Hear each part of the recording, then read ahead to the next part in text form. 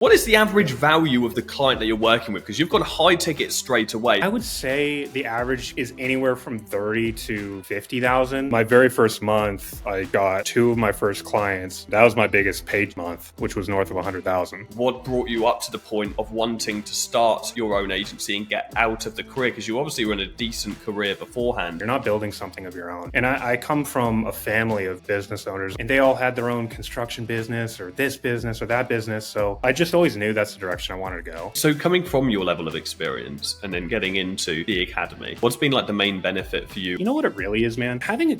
You're coming from a position of, I've already done this. I've done it. I've scaled this thing up. I know what I'm talking about. That type of resource when you're starting a business is invaluable. Like starting a business is terrifying because there's going to be things that you're going to encounter that you don't know that you don't know. If you were in boxing, if you were anything and you didn't have a coach, then people will be like, well, this person's never going to make it. So you got to be with people. You got to surround yourself with people that have already been there and done it. And that's the value. It's not the individual information, which is remarkably valuable. It's the entire thing.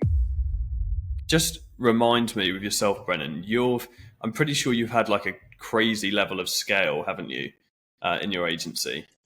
Yeah, I mean, not by client count, but client quality. I learned very early on, thanks to your help, by the way, kind of figuring out, what kind of clients do you want, right? Do you want 1 million clients that pay you $1 a month, right? Or do you want, 10 really high quality clients that's manageable workflow and high value, and you can provide high value to them. So I maintain, 7 to 10 clients, varying quality as far as, income goes, but they're all higher paying. They're all, 20 to 100,000 a year clients. Awesome. Okay, that's great. Love that. And you started from zero. At what point? When did you actually start the agency? When did you start the agency? In fact, let's. So I'm just that was just like a genuine question rather than being part of the interview. But let's just get into it and then we can go from there. Well, cool. Right. So I launched the business late 2023, but I didn't really launch it. I got a logo made, right, and got the LLC formed, but that's not launching the business. So I really started it January of 2024, this year, and maybe December I started reaching out to clients, and then January I already had a few clients lined up from previous work I did in the niche that we'll get into within motorsports. So my very first month, I got 2 of my first clients, and that was my biggest paid month that I've had so far, which was north of 100,000 in the first month. Granted, that was all paid up front, and they wanted work after, which I was fine with. Yeah, it's just scaled from there, and I've honestly taken it slow, right? I wanted to learn with this business. I wanted to learn with a niche that I understood, which was motorsports. That's the background I come from. And I understand the businesses and the people within it. And I know the customers, the clients, the people that these businesses cater to. So I wanted to stay in my comfort zone to start with and just learn the business, right? Learn from, I watch your videos, especially early on, watch so much over and over and over. Just what is he really saying? You can listen to words, but what are you really saying, Jordan? And you can intake that all you want, but until you go through it, right, the actual process of the whole business, you don't actually know, right? So I just wanted to take it slow, which is what this year was really for me. Taking it doesn't sound like you've taken it slow, but to some people who are listening to this. Well, I had a leg up, right? So I came from a $1 billion media company as a head marketer for a very particular niche in America. And when I left, I had a bunch of connections and a bunch of businesses and business owners that I had in my contact list. Majority of people don't have that. A majority of people are working their regular job and they say, I want to do this line of work. Well, I was already in the line of work. I was under somebody else's flagship. So I went and did my own thing, made a few phone calls. I didn't have to do cold calls. I didn't have to do any of that to get my first clients, where I know a lot of people have had to do that. So I was living life on easy street to begin with, and I've coasted on that. I've got a few clients from cold outreach, but truly, when I say I'm taking it slow, I'm really meaning working with people I'm comfortable with and already know for a decade. not, Yeah. hey, just met you last week. Let's sign a contract here. Let's make a deal. That's easy street to me. Like having those baked in connections. 100%. But And but yeah, it's, I mean, you say like it's easy street, yes, in this business, but you've obviously built all of that hard work in the previous anyway to be able to get yourself to right. this point to be able to leverage those relationships. Like knowing your position and your unfair advantages, I suppose. What are some of the things that other people could apply? If they're watching this and they don't have those unfair advantages. Like, what are some of the things that you think your depth of experience has allowed you to get your foot in the door nice and quickly and be able to sign up large retainers? Like, what is it you think that you have understood before the agency that's allowed you to get such a good head start? You have to do the research ahead of time, right? If you're reaching out to a business, fundamentally understand what does that industry entail, right? If you're going to go after service industry, right? You're doing HVAC businesses, understand what they're selling. Understand not only what they're selling, but who are their clients? How do these business owners want to speak? Are they like the people that I deal with where they're at racetracks, they work on cars all day, they have grease on their hands, they're gnarly tough dudes and they don't want to be spoken to like a, white collar guy, right? They're blue collar guys that own big businesses. And you have to understand who they are. You have to understand what their product or service is. And you have to understand who they're selling that to. And if you don't do Mm, that homework up front and you're just, well, I do marketing because I do marketing, and you think you can just go for any old business, you're out to lunch. Good luck. Because these guys get calls all day long. They get emails all day long from people who don't know what they're talking about, did zero research. You have to set yourself apart. You have to come off like you're one of them and not an outsider. That is the biggest thing to getting involved in anyone's business. mm, interesting. Coming off as one of them is a real big one, and certainly something that, I mean, actually, did I lose you for a second then, or you still got me? Yeah, it's You said breaking up a something little about bit. me. Okay, cool. We'll roll with it. It should be fine. Okay. Um, okay, so yeah, it's a big one. It's something that I always talk to experienced agencies about, but coming in from like the beginning and being able to speak the language of the niche that you're working with is so important. And obviously, you've gone down this route where you've gone niche specific straight away. Quite often, I will speak to new agency owners who are going scattergun and they work with a number of different niches in the early stages. But for you, it's made the most sense. I would love to know what brought you up to the point of wanting to start your own agency and get out of the career, because you obviously were in a decent career beforehand. So why start on your own? Yeah. Well, quite frankly, I was working at a business that the way they used marketers was not conducive to what I wanted to be as a marketer. They weren't interested in making money with marketers. In fact, when I made a profit, I got in trouble. And when I just did the status quo, it was everything's fine. And the problem is you don't grow if you're in that operation. And also you're not making something your own. You're not building something of your own. And I come from a family of business owners. I grew up around, people who race cars professionally, and they all had their own construction business or this business or that business. So I just always knew that's the direction I wanted to go. For most people, it's not for them. I think Mm, that's something I've learned there's a lot of disciplinary things I needed to teach myself that I still work on every day, of being disciplined, that you don't know what it's going to take to do what you're trying to do until you get there and you realize, oh, I have a lot of things to work on that I didn't expect. No one tells you like, hey man, there's no one is going to do this for you, especially at first. It's just you and maybe one other person you've, you know, tagged along with your project here, but you need to have a lot of discipline. Um, and that's my biggest thing that I've really had to overcome that I didn't have a leg up in fundamentally is I needed to mm. work on that. How has that? How has that, like that lack of discipline? How has that? Like, what is the daily demonstration of that? What specific struggles have you encountered in realizing that in yourself? Yeah. Well, not having a regular schedule, which is like I think lesson number two that you have on Affluent, which is just, hey, have a regular schedule, drink water when you wake up, and like be a human being, right? You're a professional, act like it. It's like again, what I mentioned before. It's like, yeah, I hear Jordan say this over and over, and then you live it, and you're like, maybe those aren't just words. You know what I mean? Like maybe that actually has a meaning to it. And it's tough when you become an independent person, right? You are responsible for your own income. And, hopefully one day the people under you, right? Your employees and the people that rely on you, all of a sudden it's nobody is looking after Jordan more than Jordan, period. And if Jordan's not looking after Jordan, who's going to do it, right? And that's the reality of the situation, and that's a cold slap in the face, especially for young people. A lot of the Mm. time you grow up and you have someone looking after you every day.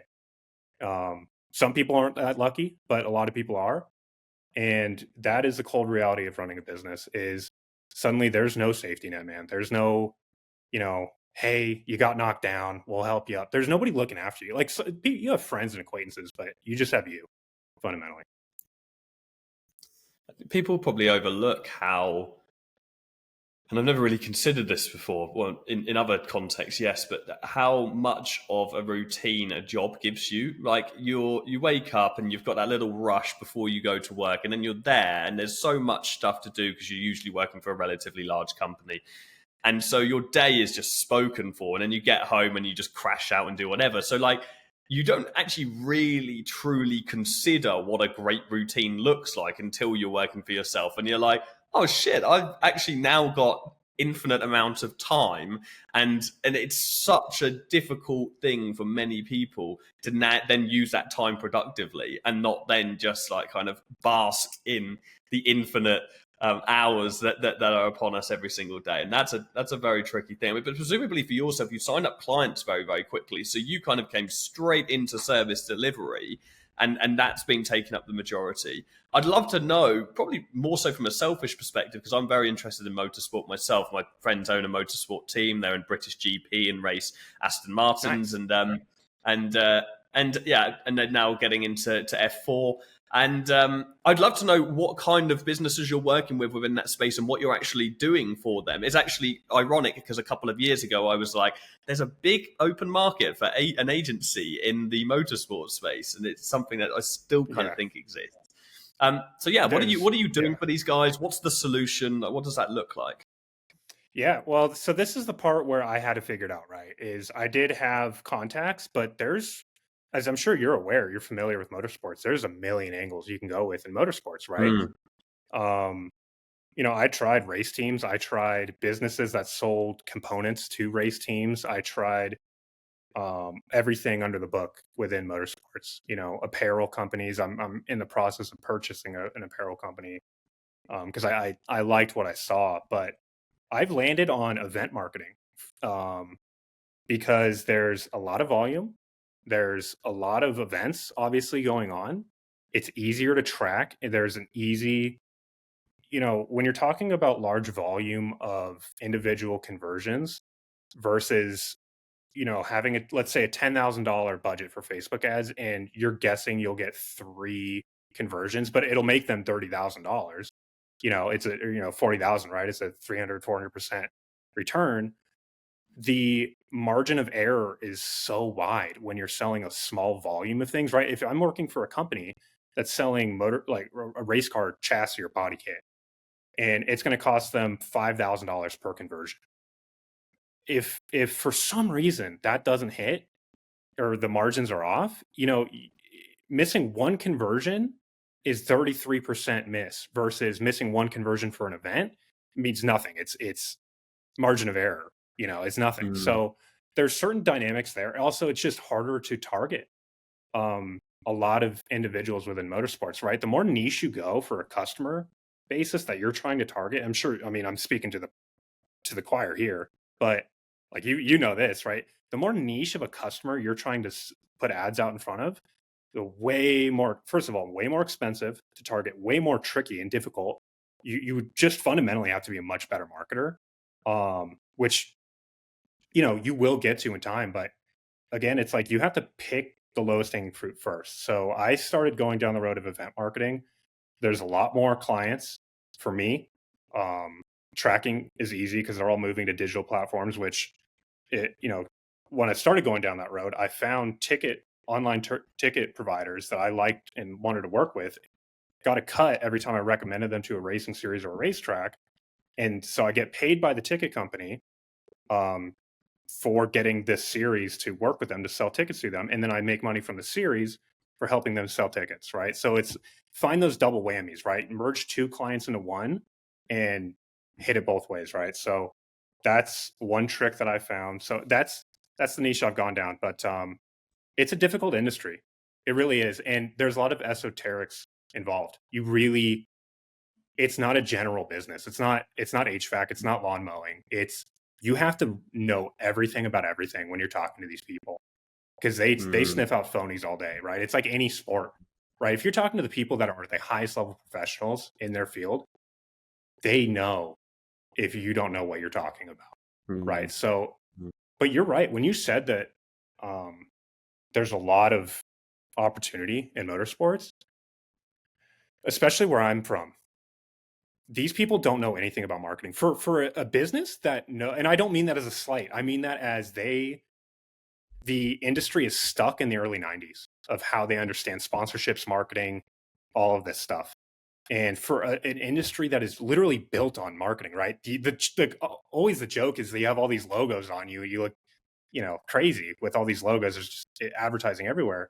They are stuck in analog world where everything is a billboard and they don't know if something worked or not. So your entire sales pitch is just, I can track the data. I can track the ROI. That's a big enough sales pitch. You don't have to be a clever wordsmith and anything. You just have to do a good job and track return on investment, which is that's marketing 101, right? That's the first thing you learn is how to actually do marketing. So if anybody is watching this or has any questions, I'm happy to help. But truly, the hardest thing about motorsports marketing is motorsports, not marketing. I think you're right on the money of like having to have a deep understanding of knowing the language of the people, because especially if it is an industry like motorsport, when it's yes, it's money driven, but it's also just passion fueled. If you pardon the pun, and because of that, you need to make sure that you are first and foremost a motorsport lover before you can resonate with the people to run there. Because they want to talk to you about the cars. They want to talk about you, the drivers. They want to talk to you about like the drama on grid and what's going down with the teams and so on. And that's how you're going to build the relationships in the first place. I always found it interesting when I go to race days and you're in the paddock and the people that are there and the businesses that are there, just even outside of motorsport, just huge companies like billionaires who own massive household brand names. My friends, they race for the son of the guy that invented Namco Gaming, which is Namco Gaming owns Pac-Man. Yeah. So they invented Pac-Man, and I was like, that's crazy. They're just there, just hanging out and whatever. So there's so much opportunity to come from that, but I don't want anyone watching this to think, oh, awesome, now motorsport is this untapped niche, because you try and jump into this space and you're going to be jumping into the bullpen and you're going to get spat out. The key is to take from this is like, Brennan, you've had this depth of experience in the industry, and this is why I always say to people, like, don't go niche down unless you've got a great depth of experience. If you do have depth of experience, then absolutely niche down. But for the majority of people watching this and taking inspiration from it, you want to go broad scattergun initially to figure out what you like, and then find something you're passionate about, find something you're interested in, and just hone in that skill and get a deep understanding of the people, because it's only then that you're really going to unlock the upper echelons of it. Like, I mean, you could say this for even like estheticians, and there are agencies out there that work with estheticians, so aesthetic clinics, and it's a very generic niche, and it's only generic if you're working with your everyday esthetician who's got a little store and they've got limited capacity and so on. That's very surface level estheticians. You get deep into that industry and you start working with the franchise chains, and you start working with the people that manufacture the products, and you start working with the people that educate everyone to get into the industry in the first place, and the people that build the accreditations. And there's so many very large, high caliber clients in every single niche. The only way you access those people is if you have a real deep understanding of who they are and what they actually want. And you can do that with any industry. And that's why eventually honing down into something and being really niche is so incredibly valuable.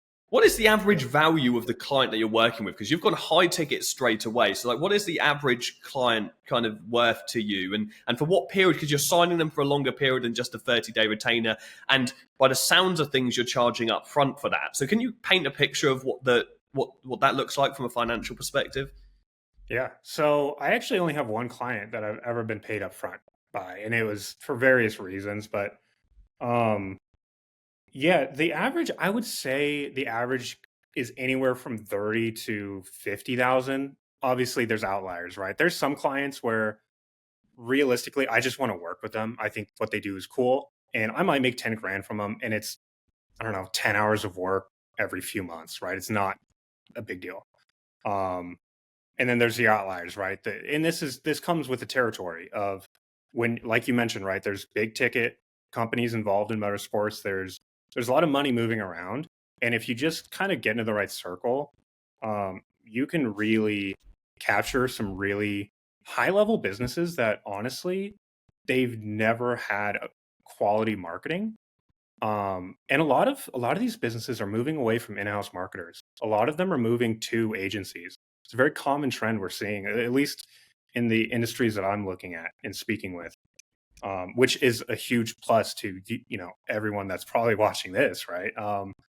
I will say, kind of in the vein of what we were just discussing, right? There's the pros of being in a niche is you can capture a market really quickly, right? Because the baked in information you have, you have to be a really good marketer. You have to know how to run a business. You have to know the fundamentals of that niche inside and out. You have to know the businesses, the customers, every which way. You have to be the guy. And the reason you can capture that market so quickly is you get so siloed, you get so perfected into a silo of information that it's impossible for anyone to make up ground on you, right? So you can capture a market very quickly if you have a very siloed skill set. But the caveat to that is hiring people that are of quality to you to fill your role when it's time for you to focus on other things. I cannot find anyone that can replace me, right? And that, as much of a pat on the back as that is, to say, the reality is it's a nightmare. So niching down there's pros and cons, right? There's a pros and cons to every single thing. So you just have to be aware of all of those implications. Um, as you move towards that, if that's the direction you Well, take you, your you business. just have to get really good. And we experience the same thing, less of a problem, but we experience the same thing with our super high ticket, like ecom brands that we work with. Let's say we've got a brand that's working with us and it's like 500K a month spend from day one. You can't just get your run of the mill media buyer in running an account like that. And the only thing that you really can do is build really, really rigorous SOPs, really great internal trainings. And you just have to Yeah. just somehow reverse engineer what it took, or the baseline knowledge that it took to get you to a place where you are, and keep those people behind the scenes and not client facing. And so that's Yeah. really the challenge for that kind of level of marketing, is making sure that it's all systemized and that operationally it's Right. yeah, it's as well documented as it possibly can be. What's the vision for your agency? What are you trying to achieve here? Like, so you're taking things slow at the moment. That to me makes it sound like you've got some pretty large goals. Like, what's your plan? Yeah. Well, so they involve marketing, and they involve various forms of marketing, maybe not so much a digital agency. So this business, like I mentioned before, I wanted to get familiar with running this type of business with an industry that I understood fundamentally, which is what I did this year. Um, I wasn't desperate for money. Again, a quality that you can't just luck into, or you can't, it just is what it is, right? If you're not desperate for money your first year going at your own, good for you. God bless you. A lot of people aren't that way. I was fortunate enough to have savings, and it didn't matter to me if I made zero, or, it's nice to make money, but that wasn't my KPI, right? That wasn't my end goal. It was get quality clients, see what the hangups are with clients and communication and processes, and kind of the fundamentals of the business. Um, and this agency was more of like training wheels for me. It was the easiest version of running this type of agency that I could do. I have the foundations down to launch a second agency, which is going to be a lot more broad. It's going to be not non-motorsports. It's going to be event-based because I like event marketing. It seems to work for me. I tried a few different things, and that's where I've landed. Everyone's different. So I'm launching a second business, non-motorsports. I just want to keep the branding separate, and it's the whole thing, and kind of scale this one out. I want to see, okay, what is managing a few employees look like, right? I have the money to launch it properly. I have the infrastructure, kind of most of the knowledge to do it now. So I'm launching a second agency, and the goal is to scale that out. Maybe not focus on such high ticket clients. Bring down the volume of capital per client and kind of get more clients and have it, because right now, right, I have a handful of clients. If one of them pulls out, it's a larger percentage of your estimated income. That's a problem, right? So there's, again, pros and cons to every single way you want to go. So I would like to have maybe 3, 4, 5 times the amount of clients, grow, and this is over time, not immediately. That's crazy, but get some employees under me. Just build it differently, right? There's a lot of information that you provide at Affluent that didn't particularly pertain to what I was wanting to do with my first marketing agency. That will apply to this one. And if I can go on for a day about that stuff, but I want to try a lot of the things that you mentioned with this agency, because I didn't really get to test them with motorsports. The problem with motorsports agency is it's tough to scale because the potential client list is very narrow that I want to work with.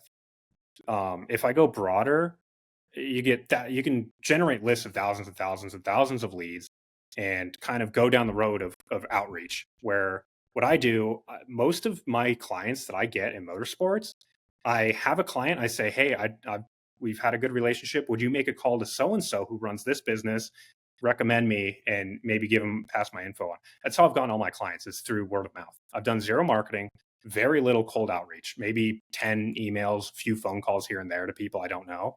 But it's all been word of mouth, which is important and valuable down the road.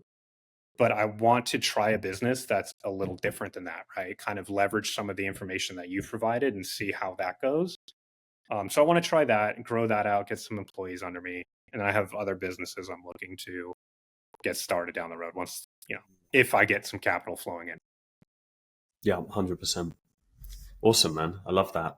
And so coming from your level of experience and then getting into the academy, what's been like the main benefit for you? Obviously, there's been some information you haven't been able to apply within this specific context of your agency, but what has been the most useful kind of component of the program since being with us? Yeah, it's honestly, man, it's like not even the individual, right? You can isolate individual pieces of information, which are great, right? Like pricing, right? Do you want do you want a growth partner type of deal? Do you want just standard set rates, right? Like, how are you going to price things? How does the structure of the business look? How do you scale this business? That type of information is fantastic. But you know what it really is, man? Is having a resource, having you, Jordan, speaking to a person, you're coming from a position of, I've already done this. I've done it. I've scaled this thing up. I know what I'm talking about. That type of resource when you're starting a business is invaluable. Like you really can't put a dollar value to it. I liken it to, we're on the motorsports topic and it's what I know. So suck it up if you don't like it. But when you grow up I grew up racing cars, right? And I raced cars for a majority of my life. And there's an information valley that occurs when you're racing cars, right? Let's say, Jordan, you want to get into racing cars. You go buy a car, you get trailer, truck, tools, garage, all this stuff. And you show up to a racetrack and you're terrible. You're not good at driving. Your car runs like crap. You don't know what's going on. You don't know the format of the event, right? There's an information valley and there's people in the know, and then there's you. And it's very difficult to get the people in the know and you to come together, right? People don't want to share information, especially when it means results on the racetrack. They have no incentive to help you. Building that bridge between the people that have information and yourself and closing that gap is everything. And literally Affluent, they're selling you the bridge and a car to drive across. You don't even have to move your legs. It's like, you do eventually. You do have to do the work. Jordan's not going to click buttons for you, but that value right there is, again, you can talk about the isolated information, which is incredibly valuable. but it is a direct line of info from a guy who's been there and done it. He's seen it all, man. That is everything to somebody who's terrified. First of all, starting a business is Mm. terrifying, right? You think you know what you're doing, but you have like, imposter syndrome. Even if if you really truly do know a lot, and there's going to be things you have to learn. Everyone has imposter syndrome. If you don't, you need to think harder, because there's going to be things that you're going to encounter that you don't know that you don't know, and that's part of the game. But having affluent to actually, and not just affluent, the entity, but the people within affluent in the community, having those resources when you are like, oh crap, I didn't expect this. You have, I don't even know how many people to reach out to that have been there, have dealt with it. They help you through it, right? And that's the value. It's not the individual information, which is remarkably valuable. It's the entire thing of it. Nice, man. That's awesome. I'm so glad to hear it. And I think like we're moving closer and closer to that place where kind of information and knowledge is kind of a given, and it's something that everybody, especially with AI, it's just leveled the playing field on access to information. And information's never really been something I've ever wanted to necessarily guard, because that's why our YouTube channel is so valuable. But it's having access to people, and that support when you need it, which I think is just, it's always been invaluable to me. Like we've always just created programs based on what has been so valuable to us in our growth journey. And I don't think there'll ever become a point in my life where I won't invest in someone who's already done the thing that I'm trying to achieve right now. Like it would be insane for a driver to not have a coach. Like it would just be insane. Like they'd just be like, who's this egomaniac? Like you'd be ridiculed on grid if you didn't have a coach. But in business, everyone's like, oh, I'll just go at this alone. There's no ridiculing. Like, and I don't want to ridicule people at all. Like, I don't, that shouldn't be the case.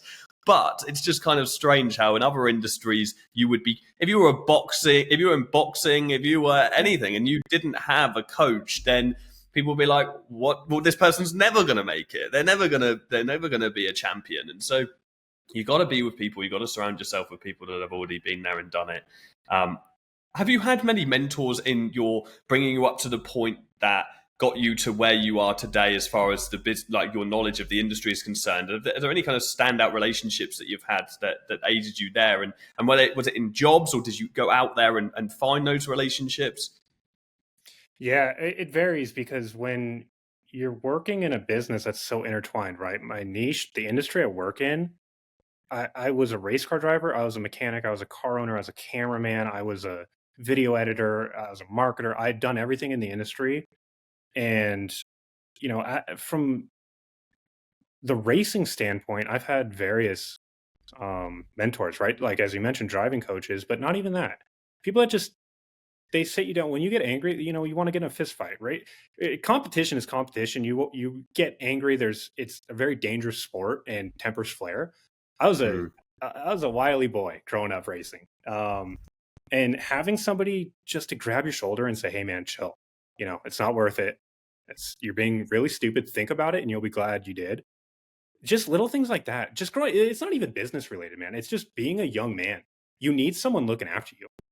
Young men, it's like you need people. You need a good surrounding of really smart people around you to get you pointed in the right direction. And I had that, fortunately. And within business, absolutely, like I mentioned, I've been around business owners my whole life, and you pick up things, even if they're not telling you directly. You pick up things, right? They get phone calls at 1 a.m. They have to answer. There's no sending that to voicemail. We'll handle it on Monday. No. You're answering that. You're dealing with it, because who else is going to, right? Picking up on that. No one tells you that. But if you're around that often enough, you realize that that's baked into the cake.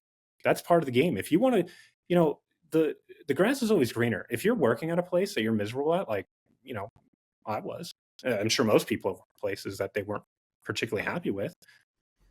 You always have those longing ideas of, I'm going to go do my own thing and all this. And then you go and do it, and you realize, man, the grass is always greener. Like we mentioned before, right? The structure that you get to clock out, and no one's going to bug you, hopefully. And it shifts. It's the exact opposite when you do your own thing. So having people around you that have done it, and you've not only are they giving you solicited and unsolicited advice throughout the years, but just witnessing it, right? Being cognizant of what you're looking at, right? A person who's running a business, what that entails, the stress and the quality of life, the duality of it, right? Is it's important to pay attention to that. And what kind of business owner do you want to be, right? I'm sure we all know you yourself, Jordan. I know I have people viewing this. They've seen business owners that they take one look at and have experienced and say, I don't want to be like that for Mm. various reasons. And you see business owners that you aspire to, right? And you say that's a good trait to have, and that's a really cool thing. That's a cool way to look at it. It's a cool way to do what he's doing or what she's doing. And I think you pick up on those. Um, you don't always have to have someone around you as long as you're paying attention to qualities that you see in people that you want to emulate, you know? Couldn't agree more, man. I could not agree more. And it's also for the exact same reason, like you said, having the contrast to what you don't want as well. Because not every person that's achieved the result that you want to achieve has achieved it in the way that you want to achieve it. Like there's success comes with sacrifice, and sometimes certain levels of sacrifice and certain paths aren't the path for you, and you just need to take an alternative route, which is why I will never ever I'll never try and convince someone why I am the perfect mentor for them versus anybody else, because I'm the perfect mentor for the person that resonates with me and actually thinks that I am for them. Because if not, I'm not. Like if you don't resonate with the words I say and the things that I do, then why would you want to work with me? Why would you want to follow in my footsteps? You need to try and follow in the footsteps of someone that you resonate with and that you're close to. I'd love to know from your perspective what your advice would be to someone who's watching this right now. And sure, some people will be watching this thinking, oh, well, it's all well and good for Brennan, like he's had this unfair advantage, but actually overlook all of the incredible hard work you've put in to get yourself to that point in the first place. It's actually something that I've thought a great deal about in myself. Like I had a very unfair advantage in the fact that I was a shit hot salesperson before I started my agency. That's why I was able to sign up my first 2 clients in 2 weeks and 10K in 3 months and so on and so forth from that low level of local lead gen. And actually, arguably, I had less of an unfair advantage than you did getting started.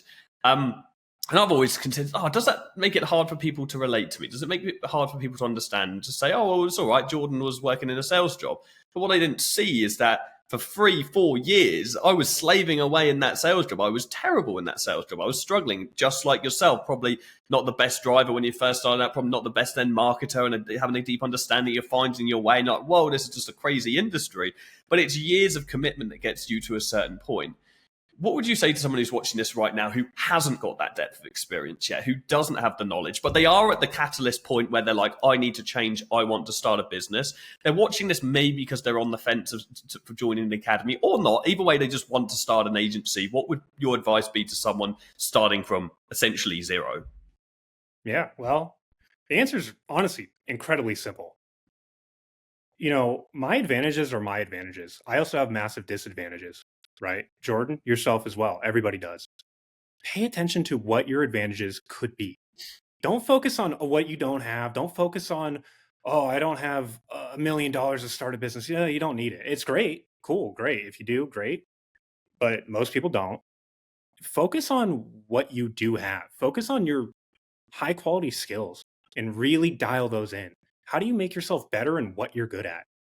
Um, and also take note, make a sheet, make a document. What am I good at and what am I bad at? And be honest with yourself, man. It's very easy, especially starting out or just in life, man. It's easy to let momentum of every day carry on to the next. And you fool yourself. You trick yourself into thinking you're something you're not, or you put on a charade around the people around you. And the problem is that the worst thing you can do is fool yourself. So be honest about what you're good at, what your skills are, what you're interested in, and make a separate list, the exact opposite, what you're bad at, what you don't care about, what you don't want to do. Pay attention to those things. Get really good at what you're good at and get good enough at what you're bad at. And I know I don't want to do dishes, but I have to do dishes, right? So you have to do them, but you don't have to be the best cleaner. You don't have to be an artisan at cleaning dishes, man. You just have to do a good job. And one day, if you're really, really good at what you know your advantages are, you can hire someone to clean those dishes, right? That's how it works. That's the fundamental thing. Take advantage of what you think you could be an advantage player at, right? If we're talking poker, right? There's a lot of maybe a lot of some people will play poker that are watching this, but the idea resonates throughout, right? Is there's various types of poker players. There's people that are really good at the numbers. There's people that are really good at reading faces and reading the situation, right? There's different types of players at different levels. And a highly advantaged player in any realm, right, is going to be an advantaged player. They don't have to be the best at the numbers of the equity position of this and keeping track of that. They just look at you and say, "Oh, well, you're probably bluffing based on, this pattern recognition that I have." That's their advantage, and they print money doing it. They don't have to know the detailed numbers, and they get good at that. They understand the fundamentals of it, but that's not their expertise, right? So I really just can't emphasize it enough. Just be honest with yourself. Note what you are good at. Note what you really want to get good at and what you might have a leg up on, and focus on that stuff. Do the patchwork on the stuff you're not good at. You're going to have to learn taxes. You're going to have to learn how to actually run a business. Like there's things that, like for me, right? I didn't know too much about actually the fundamentals of bookkeeping, but you learn it, right? Because you have to get good at what you're doing. Well, I have to learn bookkeeping. I don't want to do it, but maybe one day I'll hire someone, right? Get good at what you're good at, man. And that's it. That's the number one thing. Nice, man. And don't expect to get good at it in a couple of days. Yeah. Accept that. And the worst thing you can do there is, we all hear comparison as the thief of joy. The worst thing you can do is compare the results that you're getting to someone else who's got an unfair advantage. The reality of it is, the reason why they have that unfair advantage is because they've been grinding for longer than you have, and that's absolutely fine. Like, it's not about how much time it is. Say some people are more talented. Some people are more talented. I had one trait that I carried from racing, and I was the lowest budget team. Never had the money. We were always never had spare parts, never had good tires, anything. But I won, and the reason I won is, I won quite a bit because I didn't accept running second. I would beat myself up for running second place against people that had all the advantages in the world, but I was tough on myself because I didn't win. You know why? Because in my head, I said, there's no excuse not to win. These guys aren't better than me. I don't care about how much money. I don't care about any of this stuff, which is a stupid mindset to have in racing, by the way, because money matters. But I had it nonetheless. And I beat myself up constantly, but it made me a champion in motorsports. It made me a champion in sim racing, in simulator racing, where money is no longer a factor. It's just pure skill, because I didn't accept second. Now, the downside of that is you're never happy. I'd win and I'd say, oh, I didn't win by enough margin. You're never happy, right? So there's pros and cons to that mindset. The big thing is, right, it's like, take your disadvantages, note them, and then find, how do you flip it on its head, right? Maybe you're not great with computers, but you're really good at social skills. Okay. Get really good at signing clients socially, and get someone that's paid at a certain rate per the clients you get. You pay them to do the marketing for you, right? Maybe you don't have any interest in even marketing, right? Like, eventually, as you grow one of these businesses, you're probably not going to be doing the marketing anyway. So you're going to have to hire people down the road anyway, right? So you have to get decent enough at that, but really hone in on that sales skill. That's incredibly valuable for this line of work. There's so many avenues you can go to hyper specialize. And like you said, man, if you think you're going to be the best at anything off the bat, what is the value? What is the market advantage of being the best at something within a day? If you're just starting to do it, you're the best at it within a day. How much of an advantage do you think you really have for something that only took you a day? Right? You want something that's going to take you 5 years to get the best at, because then you can grow a distance ahead of people, right? You want a delta. You want a difficult delta to overcome. You want a barrier of entry. If you're going to get really good at something, make it something really hard, really freaking difficult, right? Because then you can truly become the best, and it's really, really hard for somebody else to catch up. And that's your market advantage, right? There's qualities and there's advantages and disadvantages to every angle you want to take. If you want to live life on easy street, well, a lot of people want to do that, and you're going to have a lot of competition. If you want to have a really easy niche, a really easy business to do, right? Well, you're going to have a million competitors because everyone wants an easy side job. Or you could do something really, really difficult that takes you a long time to get good at, and suddenly it's not so crowded anymore because people don't like putting in a lot of work, right? It's hard. It's tough. It takes a lot of effort and skill to gather. You can outwork talent all day long. I truly believe that. Like, you can outwork talent, but the thing is with talent comes ego. Talent comes the the belief that you are the best because you are the best and because you always have been, and so you're running at 4,000 revs instead of 9,000 when someone else is just like, I'm just all in, I'm giving this everything I've got. And I think that's something that many people overlook. I mean, I've always been of the belief I am talented at a number of different marketing and sales related things, but I believe that I became talented. I taught the talent. I didn't start talented. I actually think I started relatively handicapped, like as far as like my mentality is concerned, as far as like my actual skill set is concerned. But I am, and the other person that I know who's successful, and I'm sure with yourself, the kind of person that will fail 1,000 times and get back on the horse. Like I could lose everything 10, 20, 50, 100 times over. I'm back up the next day. I'm not waiting for 2 days. I'm not dwelling. I'm not whatever. I haven't got time to be upset about it. What's the next thing? Oh, I just spent 12 months working on this project and I was my heart and soul into it. And I thought this was going to be crazy and it's going to make me $1 million in the next couple of weeks. No, oh, who gives a shit? That's 12 months wasted. No worries. I learned these lessons. I'm on to the next thing. Whereas that is the mentality you need to outwork talent. You know, talent will be like, oh shit, I've lost it. I can't do this anymore. Like it's like a singer who's lost their voice. Like it's like they have nothing left, you know, but they're forgetting all these other incredible things that they could be doing if they only had the determination to achieve it. So actually, I think if anyone's watching this and you don't feel particularly talented and you don't feel like you've got skills and you don't feel like you've got the ability, you are more dangerous than somebody that's got it all, because the person that's got it all already thinks they're there, whereas you're eating shit, working your way up, but you'll be working your way up the whole way, like through life on everything that you do. Life on hard mode always is going to give you the biggest fruits at the end of it, like 100%. Yeah, so key. Absolutely. So key. Brendan, this has been awesome, man. Are there any socials that you're particularly active on that I can put links in the description for people to follow in the journey? No, shoot me an email if anybody did want to contact me.